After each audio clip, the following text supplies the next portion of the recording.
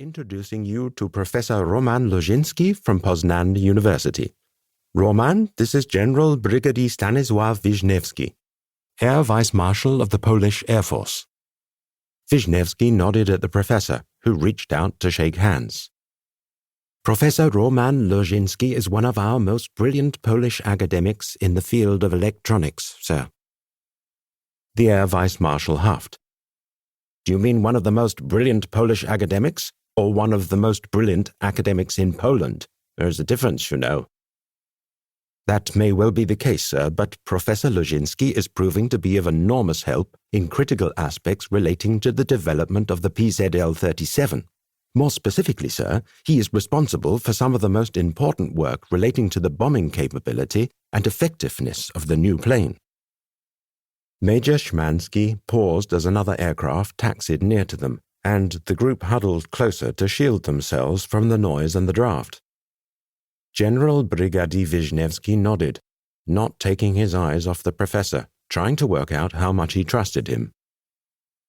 "It's too noisy out here," he said eventually, as if annoyed that should be the case on an airfield. "And the wind," said someone else. And Szymanski remarked it was an ill wind, and the group laughed in a knowing manner, because that was all people talked about these days, the ill wind buffeting Europe, particularly from Germany and coming towards Poland. The country had only been independent since 1919, and a constant topic of nervous conversation was how long it would remain so. How long would Hitler allow it to remain so? They adjourned to the boardroom where the walls were covered with diagrams of the PZL-37 in various stages of development. General Brigadier Wisniewski settled himself in the leather chair reserved for him and lit a large cigar and accepted a glass of vodka from a tray being passed round the room. He made a joke about not drinking and flying, and everyone laughed, some rather too enthusiastically. As they settled down, Roman Loszynski noticed the group had been joined by the airport manager, a rotund man called Konrad Lubnauer, who had a habit of appearing where he was least welcome, like this meeting.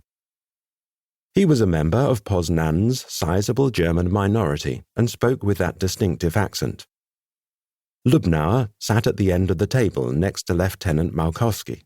The tray of vodka glasses was alongside him, and he leaned over to help himself to first one drink and then another.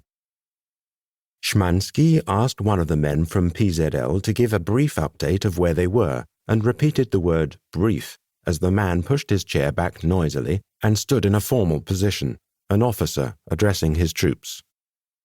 He spoke of how the PZL-37 had been in development since late 1934, and early prototypes had been made during 1935. Progress had been good if one took into account the inevitable ups and downs of aircraft development, and in June 1936 the first flight of the PZL-37 prototype had taken place successfully. "You mean it didn't crash?" The Air Vice Marshal laughed and asked for another vodka to be passed to him, and the man from PZL looked put out that his carefully prepared presentation had been disrupted. "Indeed, sir. Production of the PZL-37 commenced soon after that, though we continue to modify and improve the aircraft. As you can see from the diagrams and photographs, sir, the PZL-37 is a twin-engined aeroplane, designed as a medium bomber, constructed from metal. It has a 4-man crew. We now feel—" "Perhaps, General Brigadier, if I may," said Major Szymanski.